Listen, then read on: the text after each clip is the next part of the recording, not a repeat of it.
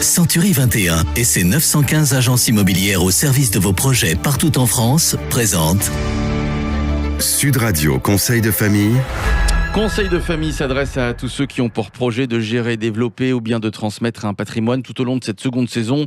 Du lundi au vendredi, Sud Radio vous propose donc de partager les conseils avisés d'un professionnel du patrimoine. Bonsoir Stéphane Moller. Bonsoir Philippe. Vous êtes associé au sein du cabinet VIA. La gestion de patrimoine chez vous, c'est une passion, c'est aussi votre métier depuis plus de 10 ans. Et oui, et aujourd'hui on va se poser la question, pourquoi l'immobilier est-il un pilier si important de la gestion de patrimoine ?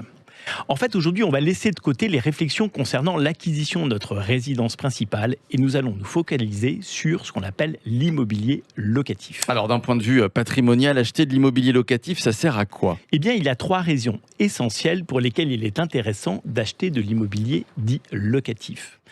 L'une est assez intuitive. L'immobilier est une source de revenus au travers des loyers que nous allons percevoir. L'immobilier est aussi une source de capitalisation. L'investissement immobilier est censé prendre de la valeur avec le temps. Le troisième intérêt de l'immobilier est moins intuitif, mais tout aussi important. Il s'agit de l'effet de levier du crédit, sur lequel nous reviendrons bientôt. Alors, insistons sur ce dernier aspect. Comment développe-t-on son patrimoine avec de l'immobilier locatif ? Eh bien, nous aurons plusieurs fois l'occasion de revenir sur cette notion au cours de nos chroniques, mais nous allons développer notre patrimoine en utilisant donc ce que l'on appelle l'effet de levier du crédit. Et Stéphane, en quoi consiste cet effet de levier du crédit ?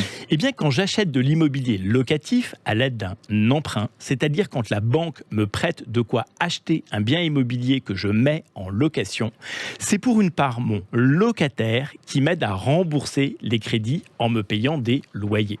En fait, je rembourse donc mon crédit beaucoup plus facilement que si je le remboursais tout seul. Cette aide que m'apporte mon locataire et qui m'aide à rembourser mon crédit, qui génère l'effet de levier du crédit. C'est de cela dont on parle. Alors, que faut-il acheter comme bien immobilier pour développer son patrimoine ? Eh bien, en France, il y a des dizaines de façons d'acheter de l'immobilier. Neuf, ancien, nu, meublé, en SCPI, démembré, en viager, en direct, en SCPI, en SRL de famille. Il n'y a donc pas de réponse toute faite. Cela s'étudie en fonction de la situation de chacun. C'est d'ailleurs l'un des rôles du gestionnaire de patrimoine. Mais tout au long de ces chroniques, nous donnerons des éléments de réponse. Avec vous, Stéphane, ce seront donc chaque jour autant de bons conseils de gestion de patrimoine. Conseil de famille revient demain. À demain, Philippe. Et vous retrouvez évidemment nos chroniques quotidiennes sur le site Sud Radio et vous pouvez poser vos questions sur le blog de conseildefamille.com. À demain. C'était Sud Radio Conseil.